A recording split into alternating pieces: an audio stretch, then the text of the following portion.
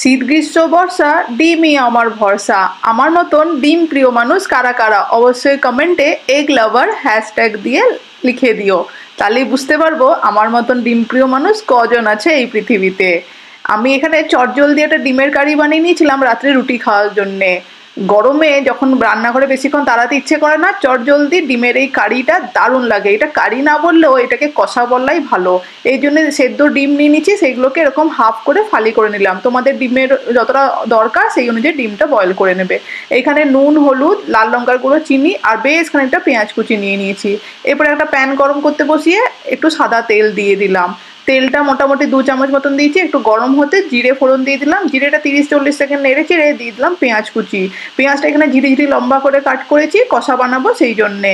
আর পেঁয়াজের পরিমাণটা কিন্তু বেশ অনেকখানি দিতে হবে। আমি এখানে কিন্তু দুখানা বলতে পারো বড় সাইজের পেঁয়াজ দিচ্ছি। এরপরে ড্রাই স্পাইসেসে দিয়ে দিলাম ওই নুন, হলুদ, একটু সামান্য চিনি আর কাশ্মীরি রেড চিলি পাউডার কালারের জন্য। ঝাল খেতে ইচ্ছে করলে লাল লঙ্কার গুঁড়ো ব্যবহার করে নিতে পারো।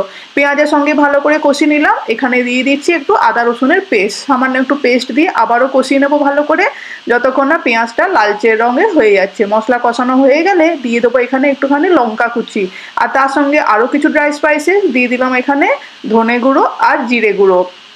সবকিছু আবারও ভালো করে মিক্স করতে করতে তার সঙ্গে দিয়ে দিচ্ছি একটু টমেটো পিউরে। টমেটো এখানে একটা ছোট সাইজের টমেটোকে ভালো করে পেস্ট করে নিচ্ছি। সবকিছু মিক্স করে 2 মিনিটের জন্য কষিয়ে নেব। একটু হাই ফ্লেমে কষালে তাড়াতাড়ি টমেটোটা কষানো হয়ে যাবে।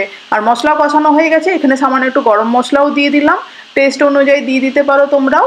দিয়ে ভালো করে কষানো হয়ে যেতে দিয়ে দিচ্ছি এখানে পরিমাণ মতন জল। এটা যেহেতু ডিমের কষা হচ্ছে তাই জলের পরিমাণটা একদম কম। এবারে সেদ্ধ ডিমগুলো দিয়ে দিচ্ছি।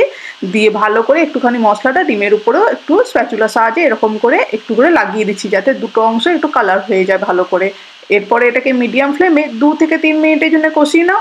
উপর থেকে চাইলে ধনেপাতা গার্নিশ করে দিয়ে দাও।